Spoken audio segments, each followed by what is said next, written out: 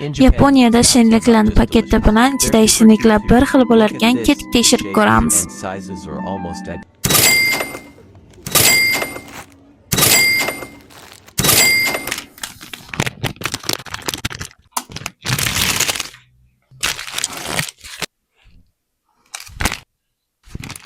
Rostdan kim rasmdagi bilan bir xil chiqdi.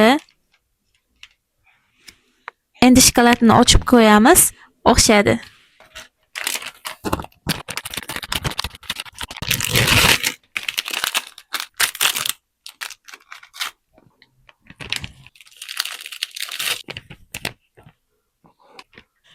Bunisi ham rasmdagiday o'xshadi.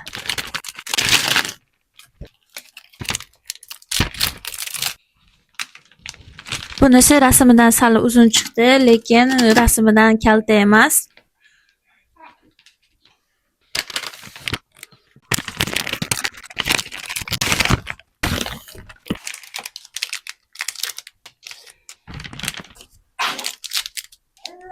Bunisi ham rasmini o'zi, kattaligi ham, ko'rinishi ham. Deyarli hamma shirinliklar o'xshab chiqdi. O'zbekistonda ham o'xshab chiqadimi? Kommentariyaga yozib keting.